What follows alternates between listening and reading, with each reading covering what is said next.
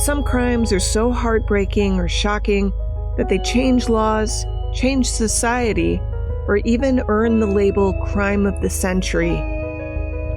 But the stories that made headlines in decades past aren't necessarily remembered today. I'm Amber Hunt, a journalist and author, and in each episode of this show, I'll examine a case that's maybe lesser known today, but was huge when it happened. This is Crimes of the Centuries.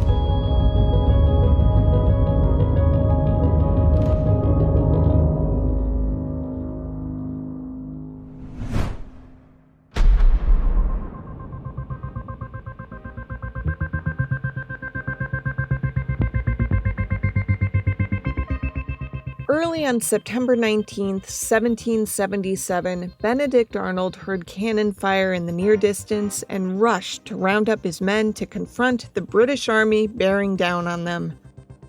Accompanied by Colonel Daniel Morgan and his rough band of rifle-carrying mountain men, Arnold soon instructed Morgan's best snipers to aim at the men in the epaulets. That's right, he ordered them to kill the generals who were on horseback directing the enterprise. A lot of armies would have thought that wrong. Medieval code or something. This was not war, it was assassination. At the very least, it was ungentlemanly. I imagine he said, "Screw it. For the best part of my life, nobody thought of me as a gentleman. The cause I'm fighting for is not about how the privileged behave, it's about how to be free of that." This was not a dress rehearsal for amateurs. The fight for American independence had already claimed thousands of lives, but wasn't about backing down now and wasn't done with forcing one of the world's greatest powers to step aside.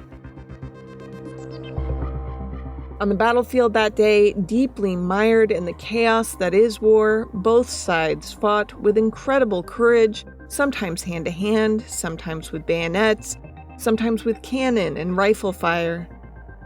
One colonial soldier recalled taking back the same little piece of land 9 times that day. Benedict Arnold had led those men all day and for most of the next few. Needed as well to do most of the thinking about how to deploy all the troops the Americans had on hand, he personified the cause. Loyal, brave, principled, fighting to the death. Arnold relentlessly made desperate forays into the field to survey conditions and shout orders, even as his expertise in strategy and his aggressive battlefield style rankled his superior officer, General Horatio Gates, sometimes known as Granny Gates, for his slow and indecisive battlefield manner. The battle, it would later be dubbed the First Battle of Saratoga, didn't end in a victory for either side. But the Americans had accomplished what no one thought was possible. For the first time since they had begun fighting the British for independence, they proved that they could meet the enemy head-on and hold their own. Historians, in retrospect, would call it a technical loss, but a strategic win. Men from both sides would single out Arnold's firm and audacious handling of men and munitions on that day, done so with a confidence and certainty that made the difference for those in battle and for the American colonists' cause. By the end of fighting that first day, 100 Americans were dead, 325 wounded. The British lost 160 men, and 364 were left grievously injured. The colonists slept with their rifles in the middle of the battleground, waiting for a second attack. It didn't come immediately, though every day was filled with skirmishes on the outskirts of the battlefield and in the forest beyond. The Americans were feeling mighty good about themselves. Then a small crack appeared in their collective armor. Gates, in reporting on the battle to the Continental Congress and to General George Washington, refrained from naming Arnold as a key contributor. He wrote, quote, "To discriminate in praise would be an injustice," end quote, despite the fact that these after-action accounts typically did cite those who were due credit and praise. Arnold's forces had done most of the heaviest lifting that day. He had done most of the leading. He deserved his due. Was jealousy at play? Ego? Arrogance? Short-sightedness? Hard to say. But Arnold was not happy when he learned of the missive and its contents from an adjutant. Now, let's try to understand Arnold's POV here. Here's Jack Kelly, author of God Save Benedict Arnold, the true story of America's most hated man. General Horatio Gates was not a battle general. He was more of a staff officer, and he also had a very overblown view of his own abilities, and he spent a lot of time trying to figure out how to replace George Washington as head of the Continental Army. And then the man who would actually be facing the British in battle was Benedict Arnold. So this celebrated guy who, by the way, was once likened to Caesar by John Adams, who truly put his life on the line, saw himself as sidelined by a guy who seemed more ego than action. Arnold had always been confrontational to begin with. In fact, it would be putting an awfully nice spin on it to simply call him virulently outspoken and deeply passionate. But now, Arnold's fervor bordered on outright insubordination. Things escalated into, quote-unquote, gross language and high words, with Arnold demanding to be allowed to leave to find a command in which he could be more, let's just say, appreciated. But Gates was a bit of a staunch SOB, and, even facing another imminent British onslaught, told Arnold to just go. I'm going to assume everyone walked out of their proverbial huff and went back to their separate corners. But, as things do, tempers cooled. Arnold even decided to be generous, to take one for the team, writing Gates that he was willing to sacrifice his feelings for the cause. The two men were able to get along well enough to plan the battle's next phase, which was developing hourly. The Second Battle of Saratoga occurred over several days in mid-October of 1777, but Arnold stood out as being everywhere all at once as reinforcements arrived to get new orders from him as he scouted out the enemy for future engagement. Later, it would be said he made everyone brave. Until October 17, 1777, no American army had ever defeated a standing British army in battle. That changed that day. Estimated casualties, Americans 330, British 1,135. It was also the day that, in the midst of taking an enemy fortification, Arnold had his horse shot out from under him with an enemy musket ball slamming into his left leg, breaking his femur. It was the second time he had taken a direct hit in that leg. He was heard to say, quote, "I wish the ball had passed through my heart," end quote. Which kind of breaks mine, because, that's pretty dark. But Arnold was a grim dude, kind of an all-or-nothing fellow. He saw the world as either perfect or completely ruined. He had, in fact, been one of the foremost reasons the Americans had won, and the British, running desperately low on food and this time clearly outmanned, were already in retreat northward, away from this hell. Historian and educator Jim Percoco explained, "Without a doubt, Benedict Arnold was George Washington's best, bravest, and most ablest battlefield commander.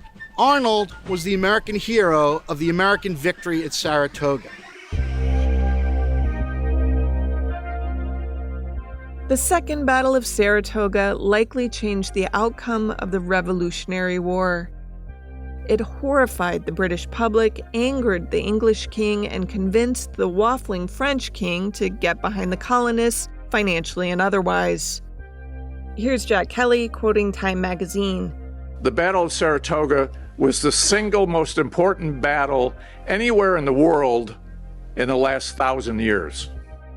Today, at the Saratoga National Historic Site in upstate New York, an obelisk with a 4-sided topper commemorates the battle. each of the four sides serves as a shrine to one of the four men who carried the day. Each was meant to hold a sculpture of the man standing erect, viewing the battlefield.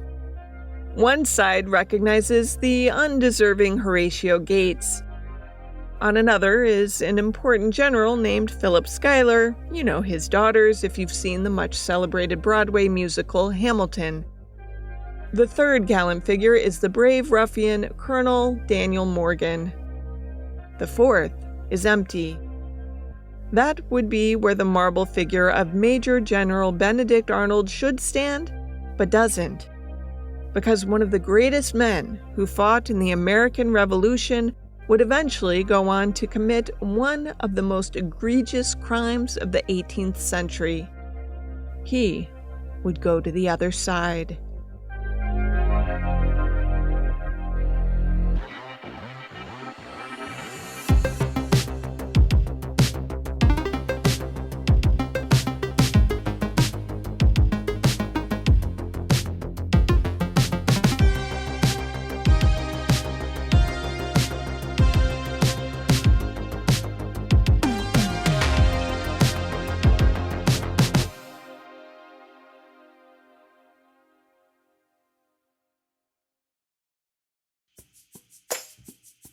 Crimes of the Centuries is sponsored by Miracle Made.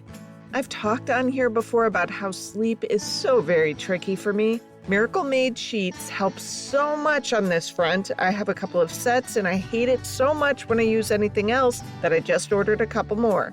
They're infused with silver that prevents up to 99.7% of bacterial growth to help them stay cleaner and fresh 3 times longer than other sheets. They also have temperature regulating properties for better sleep quality. By using those silver-infused fabrics, which, by the way, were inspired by NASA, Miracle Made sheets are thermoregulating and designed to keep you at the perfect temperature all night long, no matter the weather. Go to trymiracle.com/COTC to try Miracle Made sheets today. And whether you're buying them for yourself or as a gift for a loved one, if you order today, you can save over 40%. And if you use our promo code COTC at checkout, you'll get 3 free towels and save an extra 20%. Miracle Made is so confident in their product, it's backed with a 30-day money-back guarantee, so if you aren't 100% satisfied, you'll get a full refund. Upgrade your sleep with Miracle Made. Go to trymiracle.com/COTC and use the code COTC to claim your free 3-piece towel set and save over 40% off. Again, that's trymiracle.com/COTC to treat yourself. Thank you, Miracle Made, for sponsoring this episode.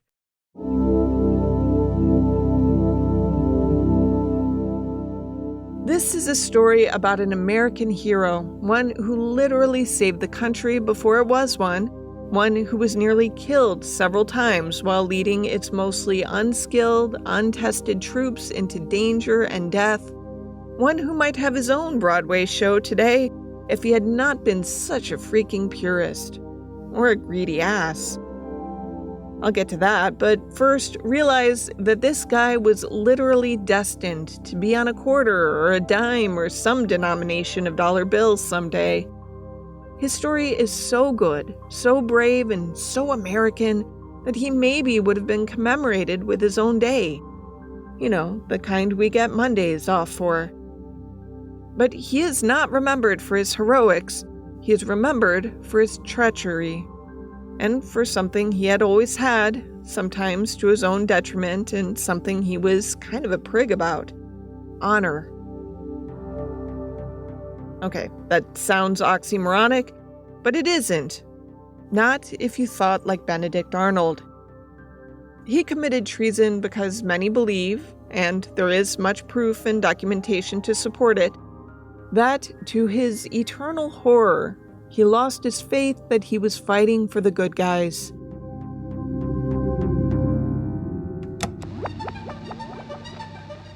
Benedict Arnold was a 5th-generation native-born son of Connecticut birth and of Puritan stock.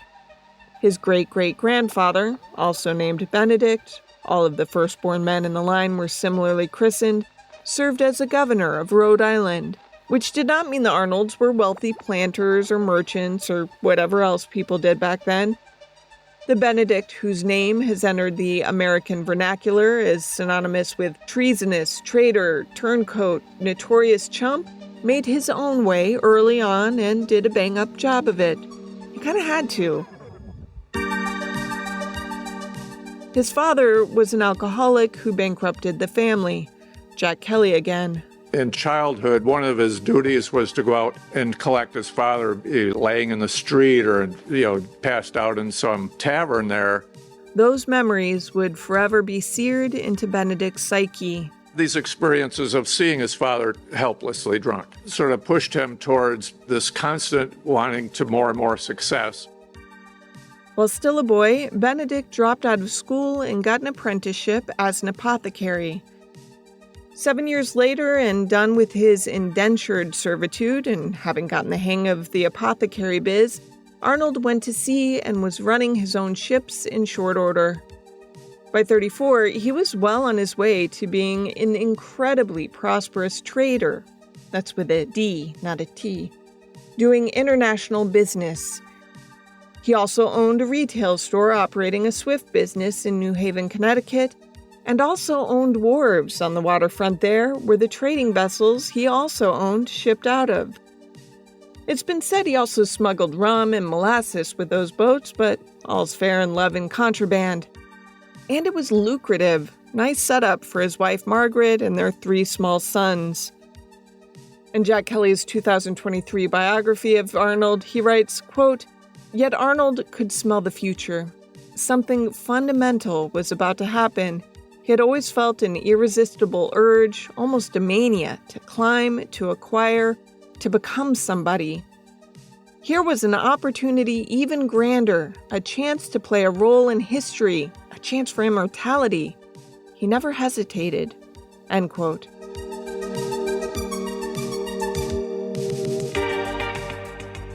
Have no fear. I'm not going to reteach you the American Revolution here, as I assume you paid some attention in school. What they told you, Boston Tea Party, Boston Massacre, greedy Brits, no taxation without representation, all that stuff generally holds.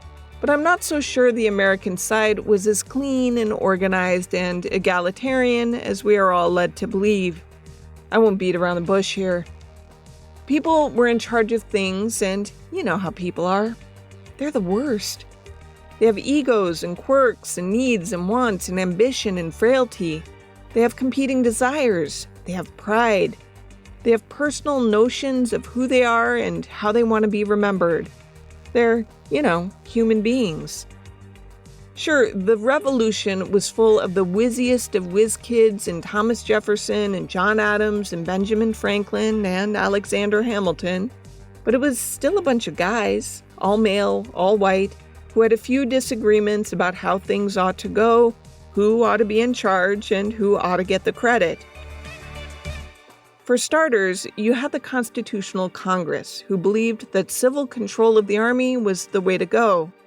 George Washington was a proponent of that approach as well, wanting civilians to have control over their own government. But he also thought that those who did the dying ought to have more say in who literally led them into battle. Percoco again. George Washington often found himself at odds with the Continental Congress over the system of promotions of his fellow officers.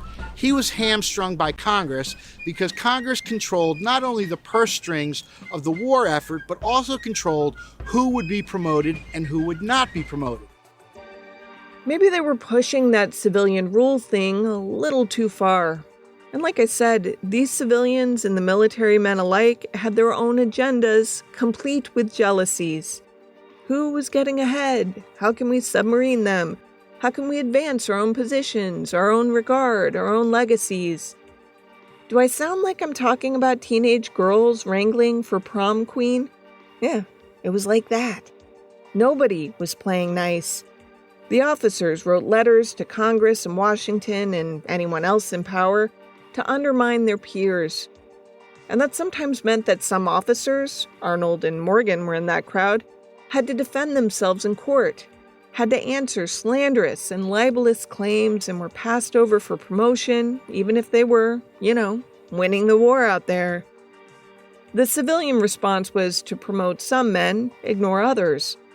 And this deceitful crap is precisely where Benedict Arnold's story began its odd descent from hero to the most criminaliest of criminals. And I'm not joking. There aren't a lot of other criminals whose name is now shorthand for evil. You Benedict Arnold, someone yells at the double-dealing swine they're dealing with while playing games or running for president.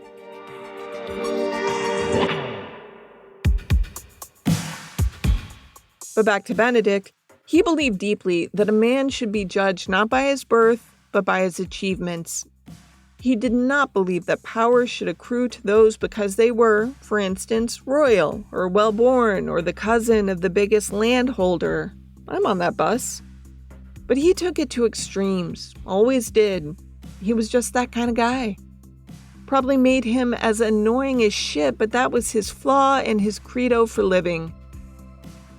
While in Honduras in 1770, during one of his Caribbean trading journeys, he challenged a British sea captain to a duel because the fellow had the audacity to call him a damned Yankee destitute of good manners.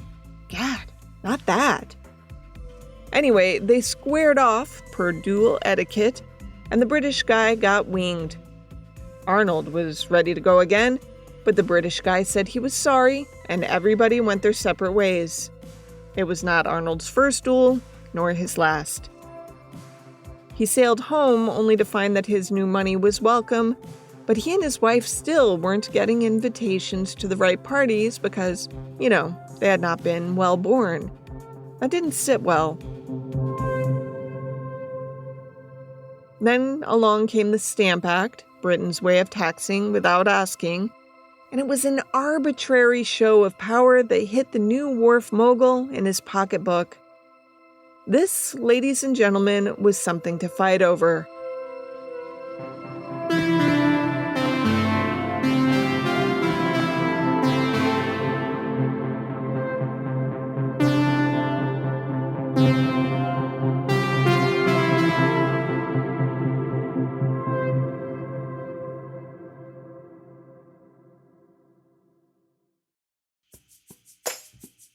Crimes of the Centuries is sponsored by MoneyCrimes with Nicole Lappin. Some say financial crime is victimless, but that definitely isn't the case, especially when it ends in murder. You need to check out MoneyCrimes, a new show hosted by best-selling author and entrepreneur Nicole Lappin. MoneyCrimes is about the world's biggest financial scandals and how they can spiral out of control in ways you'd never expect. From cunning Ponzi schemes to cutthroat politics and even murderous con artists, you'll learn that the finance world is more dangerous than you ever imagined. And most importantly, how to protect yourself from it. Occasionally here on Crimes of the Centuries, we cover financial crimes, so I know this is something that'll interest you. MoneyCrimes is a Crime House original powered by PAVE Studios. New episodes release every Thursday. Just search for MoneyCrimes. That's MoneyCrimes. Crimes of the Centuries is sponsored by 3 Day Blinds. Have you ever been listening to an episode of Crimes of the Centuries and start wishing you had more privacy? I mean, come on. Do you really know your neighbors? I'm kidding. Sort of. But the fact is, blinds in our homes can definitely make us feel more secure, and 3 Day Blinds offers a better way to buy not just blinds, but also shades and shutters and drapery. They make it so easy. We shop online for almost everything for our homes, so why not blinds? 3 Day Blinds has local, professionally trained design consultants who have an average of more than 10 years of experience. Just set up an appointment and you'll get a free, no-obligation quote the same day. I was checking out 3 Day Blinds on Instagram, and they really do have some good-looking blinds. Smart ones, too, that open on voice command. And did you know that 3 Day Blinds has been in business for over 45 years? Right now, you can get 3 Day Blinds, buy one, get one 50% off deal on custom blinds, shades, shutters, and drapery. For a free, no charge, no obligation consultation, just head to 3dayblinds.com/COTC. That's buy one, get one 50% off when you head to 3dayblinds.com/COTC. One last time, that's number 3, dayblinds.com/COTC.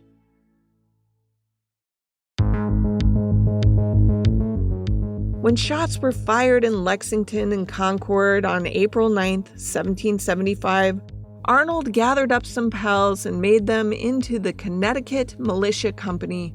He served as their first captain. They were all of the same mind, all signing a pledge that they would conduct themselves decently and inoffensively in this ordeal. Yeah, that one baffled me. We're talking about people who are going to kill other people to make their point about liberty. I'm not sure how offensive that is to the person being killed, but I'm guessing at least a little. Anyway, when they all got to Boston to defend the honor of the colonies, Arnold noticed that nobody on his side of the fracas was all that well equipped to do that. He then remembered that there was this British fort that was once well stocked during the French and Indian War and was now sparsely defended. He thought it'd be a good idea to go there and get what they left behind. General Washington thought that was brilliant and gave him the commission to bring back the cannons and such that they found there. The fort was named Ticonderoga and sits now, as it did then, at the confluence of Lake George and Lake Champlain, meaning that it controlled the access north and south between Albany and Montreal. But Ethan Allen had the same idea. Allen was a big deal farmer and one of the founders of Vermont, and quite possibly also a traitor as he tried to make a separate deal with the British later in the war. But early on, he fought with the colonists. He and his little bunch of revolutionaries called themselves the Green Mountain Boys, and they were not the civilized crew that Arnold's company was. I'm not necessarily judging anyone here, just stating the facts. I mean, it is war, and war is, by definition, uncivilized behavior. So Allen and Arnold agreed to split the cannon job, staging a successful sneak attack on the almost unguarded fort on the night of May 10, 1775. The Green Mountain Boys and Arnold's militia thus get credited with winning the first American victory in the war. But the Green Mountain Boys behaved like hooligans. They even shot at Arnold, who was trying to get them to stop pillaging the fort. It didn't end well between Allen and Arnold, but Arnold helped bring back some 59 cannons, hauling them across rough terrain to shore up Boston. Arnold then made the case that Lake Champlain, situated as it is between Canada and New York, was the key to controlling a lot of the access the British then had to American cities. He was told to go ahead, travel north with some troops, and capture the walled enclave of Quebec City. Arnold and his troops struggled, sometimes alone in the wilderness, sometimes starving, sometimes freezing, but he held everyone together. Congress made things appreciably worse when they refused to support him with reinforcements or provisions. Arnold's men were down to eating candles and soap. So Arnold left his troops to forage for food, returning later with a herd of cattle. When they got to Quebec City, they attacked it and outlasted a British general there, all through a terrible Canadian winter. But reinforcements came for the British, and Arnold was then forced to retreat back through Montreal, all while torching everything in sight. It was hell, but his men loved him, and he loved them. Sometimes finding housing for those badly injured, even paying settlers out of his own pocket to nurture his wounded, sometimes for months. Thus ended the American attempt to take Canada.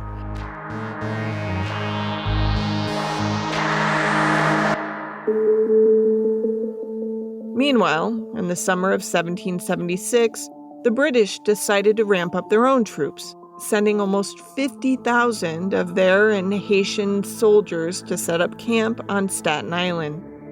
The Americans were getting squeezed. On July 4th, 1776, the Declaration of Independence was signed, and those highest of ideals for a perfect democracy were writ large upon the landscape. I'm going to assume this was a pretty important moment for Arnold, who, loved high ideals and craved perfection and thought democracy was damn near heaven. However, you should know that Arnold's enemies within have been all the while sending all kinds of nasty reports back to both Philadelphia, where the Congress met, and New York, where Washington was based. The reports indicated that Arnold had profited from the war and disobeyed countless orders. Washington wasn't buying that crap. Most of the accusations were met with acquittals, except for the charge that he had used congressional money to maintain his own lifestyle. Arnold countered that he paid those who served with him on the water out of his own pocket when Congress didn't have the means to do so. It became a mortal battle over accounting. Congress eventually announced that he was, in fact, in debt to the Congress to the tune of $1,000. Arnold stood fast. He had spent a lot of time and his own money, risked his life and his businesses in New Haven, left his sons, his wife had died in 1775 while he was away, with his sister for this cause that wasn't remotely appreciated if you didn't count the people who lived in this newly declared country. They loved him, throwing accolades upon him any time they chanced to see him. He fretted, yet he was put to work again. This time by General Gates, who decided to have Arnold build a fleet to safeguard the lake. He named Arnold commander of that fleet. General Gates was a genius of organization. He knew how to rebuild the army, restore morale, restore discipline, rebuild the fortifications around Fort Ticonderoga. And Benedict Arnold turned out to be a genius of war itself. He was very astute at tactics and strategy. And as a bonus, he had been a sea captain before the war. The gunboats he built with men who had never built boats and never been to sea were not pretty, but they did float. They would be going against the greatest navy in the world, which had troubled itself to build the mighty HMS Inflexible, a 280-ton sloop of war with massive guns staffed with a trained crew of British sailors. In a remarkable battle on the lake in October 1776, Arnold's little flotilla went against larger British ships and various gunboats. The battle lasted 6 to 7 hours, with the Americans getting the worst of it. That night, the remaining American boats quietly sailed past the sleeping British and hid themselves behind Valcour Island, a spit of land that sat in the middle of the lake. When the British were ready to resume the battle in the morning, the enemy was nowhere in sight. Arnold's plan was simple. The British would not see his boats until they were past him. Knowing they can't easily turn the large ships, especially against the wind, the little band of Americans would be able to get a drop on the larger boats, attacking them from the rear. It worked, if only for a while. Outmatched, outgunned, and outsailored, the American boats were eventually overwhelmed by the superior force. Arnold stayed on the boat nearest the fight when he ordered all of the rest of his gunboats to be driven into land, set aflame, and told his sailors to run like hell back to Fort Ticonderoga. It was only 35 miles away. Even the British papers would take note of his bravery when they wrote of the battle. In some ways, this October 1776 battle allowed Washington to take his larger army to Valley Forge intact, to spend the winter, to ford the Delaware River, and go on to his victory at the Battle of Trenton.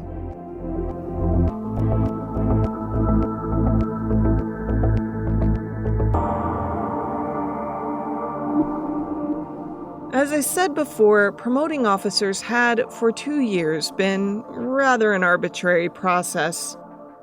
The Continental Congress seemed to think it needed to reform its methodology in doing so. They decided that, quote, "In voting for general officers, a due regard shall be had to the line of succession, the merit of the person proposed, and the quota of troops raised, and to be raised by each state," end quote. That February, 5 men were promoted above Arnold, including men who had served under him in battle. He wrote Washington that he viewed that as, quote, "a very civil way of requesting my resignation," end quote. Washington wouldn't accept his resignation, instead writing Congress to ask them to fix this mistake and please do it quick. The father of our country then added, quote, "I'm anxious to know if General Arnold's non-promotion was due to accident or design," end quote. The Congress replied it was no accident. Each state, they explained, were allotted a certain number of generals to represent them. Connecticut had already reached its quota. Arnold, ever mindful of slights, ever sure that others were conspiring against him, likened it to the British system they were all supposed to be rebelling against. But then, and I know this is skipping a lot of American history here, his home state came under attack and he rallied as many militiamen as he could find, and wasn't as many as he had hoped, to defend the town of Ridgefield. Standing again at the front of the line in what appeared to be hand-to-hand combat, his horse was shot out from under him, landing on him as he took that first musket ball to his leg. When an enemy soldier approached him to take him prisoner, Arnold reached out from under the horse and shot the soldier dead. John Adams would later say, quote, "I wish we could strike a medal showing a platoon firing at General Arnold on horseback, his horse falling dead under him before his retreat," end quote. Hobbling a bit after the wound in April, Arnold was named military commander of Philadelphia, a town which the British had just vacated. This may have been George Washington's largest mistake of the war. A month later, in early May 1777, Brigadier General Arnold was made a Major General, and he found himself living in a large mansion, being wined and dined by the city of brotherly love's finest. He became smitten with the reigning belle of Philadelphia, 18-year-old Peggy Shippen, the daughter of moderate loyalists. It was deemed okay for Arnold to mingle with the loyalists there, as while they weren't keen on the Declaration of Independence, they stopped short of aiding and abetting the British. So Arnold did. Mingle, that is, to get close to Peggy and to those who still ruled the city. It also put him in close proximity to the Continental Congress, his enduring nemesis. In short order, he considered resigning his commission again. In an October 1890 issue of The Atlantic, writer John Fiske explained that Philadelphia was particularly hard to govern, as the state government and the military leaders were always at odds. And much of the work they did that angered the populace fell back on Arnold. Fiske wrote, quote, "It was charged against Arnold that the extravagance of his style of living was an offense against Republican simplicity and a scandal in view of the distressed condition of the country. That in order to obtain the means of meeting his heavy expenses, he resorted to peculation and extortion, and that he showed too much favor to the Tories," end quote. He added that these charges were doubtless not without some foundation. Peggy had been a belle before Arnold got there, being wooed by several British officers. That included British Major John Andre, who, cue the foreshadowing vibe, had since been made head of espionage for the British in New York.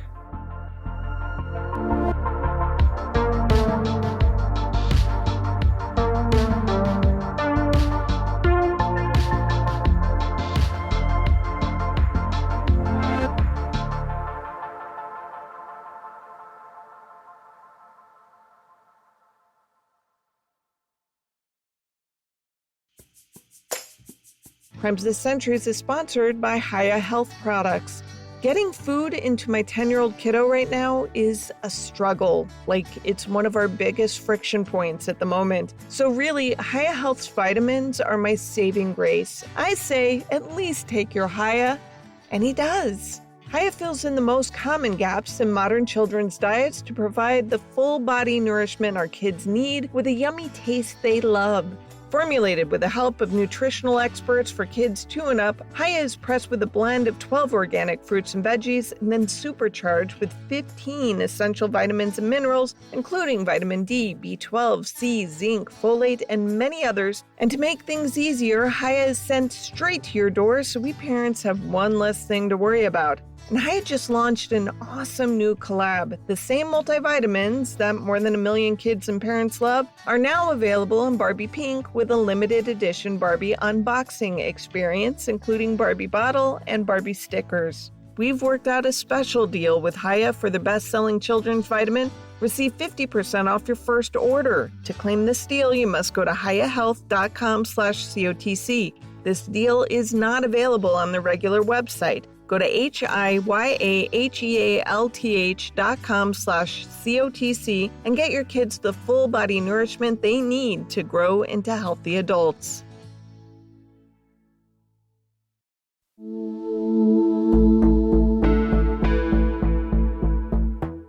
As Benedict Arnold's courtship of the young Peggy Shippen continued, so too did her correspondence with British Major John Andre. Arnold had Shippen's loyalist family whispering in his ear, and also this Andre, his love's family friend who so happened to be a British spy. What could go wrong? Meanwhile, Arnold was settling into Philadelphia, trying to transition it back to civilian rule. And he got to know all the families in Philadelphia, particularly the loyalist-leaning families, because they were the rich people, and he was a rich man himself. Arnold was quite enjoying the opulent lifestyle that he saw there, enjoying the wealth his position afforded, being slowly convinced that the British may have had the right idea after all. However, life free from the battlefield did not altogether suit Arnold, and Washington announced a wartime assignment for him. That summer of 1777, British General Burgoyne was in Canada and ready to work his way south to Albany to, in effect, divide the colonies in half. Arnold was sent to the Continental Army's Northern Department, where he heard that a white woman named Jane McCrae had been scalped and raped after being taken captive by the natives who had joined forces with the British. He told General Schuyler he would go and see what was up. He took 800 soldiers with him. The Redcoats had twice that. But he had an idea. A Tory militiaman who had offended someone higher up had been ordered to die. His family asked if Arnold could help him. Arnold agreed to save the man if he would go back to the fort to explain to both the British and the Oneida Nation members who were fighting with them that Arnold had more men and more artillery than they. The Tory in question was married to an Oneida woman, so he was trusted by both. The Tory must have done some talking. The Oneida, backing the British, left. The small British force then decided it too wasn't up for the fight. In the day that followed, only 12 were killed and 23 wounded. Arnold looked like a genius. Next came the fall of 1777 and the Battle of Saratoga, Parts 1 and 2, when the Americans scored that decisive victory because of Arnold's bravery and skill, though the commanding officer didn't single him out for recognition. This is the battle in which Arnold was shot a second time in the leg, ultimately requiring him to be carried off the field and forced to spend an extended time in recuperation. During the hero's painful recovery in 1779, he married Peggy Shippen. Sometime in between Philadelphia and marrying Miss Shippen, Arnold decided to write his new wife's friend, the British spy, about changing his loyalties. They wrote in code. Yeah, that's not a good sign.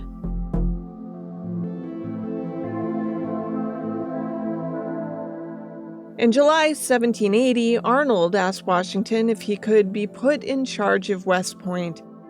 George Washington, hearing that Arnold was anxious to get back into the fight, instead gave him a prestigious battle command in his own army. Peggy Arnold is informed that Benedict will not be receiving West Point, but will be going back out in the field, and this happens at a dinner. She is shocked and stunned because that's not how the plan was supposed to go. That's Charlene Boyer Lewis of Kalamazoo College, a historian who believes that Peggy was indeed an important reason why Arnold switched alliances and was involved in the plot to hand over West Point to the British. As luck would have it, that battlefield post fell through, and Washington agreed to Arnold's request instead by handing him the command of the New York fort on the Hudson River that even Washington believed was, quote, the most important post in America, end quote. On September 21, 1780, Arnold handed over blueprints of the fort as well as other important data about the location and strength of the American army to Andre. He would make it easy for the British to take over the fort. Andre promised 20,000 pounds and a lofty British military command. On his way back to deliver to British commanders the papers Arnold had given him, Andre was captured by 3 American militiamen who just happened upon him. They found what he was hiding and took him prisoner. Meanwhile, George Washington was on his way to West Point to make a routine inspection. This leads many to assume that the plan to take the fort included the capture and execution of Washington. Prococo again. When Washington gets to West Point, he realizes something is amiss.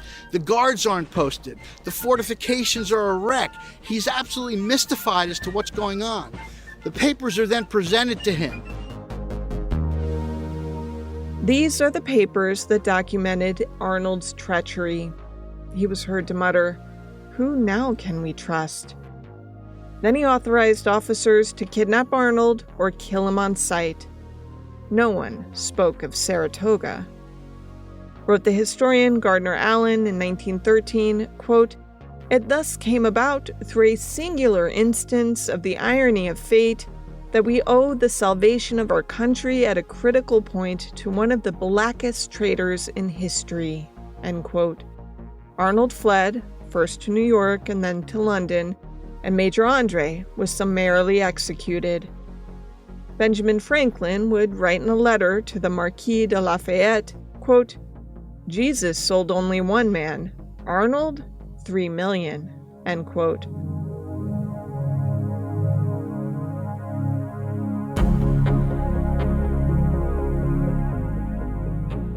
Ultimately, Peggy was deemed not culpable in his crime, but was forced to leave the country to go to England, where her husband now lived. His subsequent businesses there were not successful. It's even said the British soldiers who had fought against him detested him for his actions. He died in 1801 at age 60.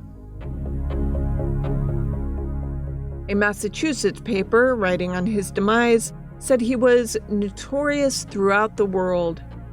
It was later reported that his last words were, quote, "Let me die in this old uniform in which I fought my battles. May God forgive me for ever having put on another," end quote. Did he actually say that? Some would like to think so, I guess, since we love the guilty to say they were wrong. Is it true? I'm not so sure. There's an ongoing debate among historians about whether, if he had succeeded in turning over West Point to the British, the war would have gone differently. You know, that the colonists would have been done for pretty quick. Others say the fort wasn't that important, given that the English had bigger fish to fry and didn't have the resources or the desire to continue the fight much longer.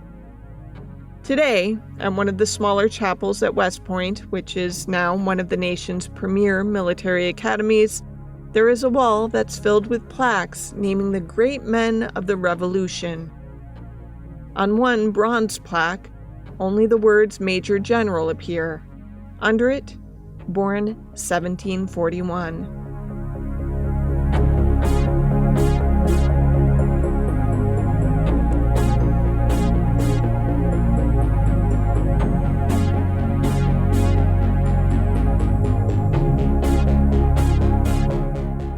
To research this case, journalist Amy Wilson read Jack Kelly's God Save Benedict Arnold, The True Story of the Most Hated Man in America. She also spent a lot of time with American history websites, YouTube videos, and a random college textbook she found in the attic.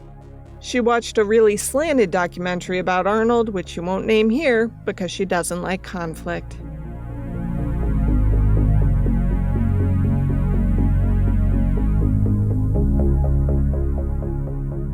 Crimes of the Centuries is available early and ad-free through Grab Bag Collab. Join us at patreon.com/grabbagcollab to hear not just exclusive content related to this show, but to also get access to several other shows on our profit-sharing network. Unless noted in the citations, this case was researched and written by me, Amber Hunt, and produced by Amanda Rossman and Henry Lavoie. Original music is by Bruce Hunt, Andrew Higley, and occasionally by my son, Hunt Van Benscoten. Other music comes from Soundstripe and Epidemic Sound.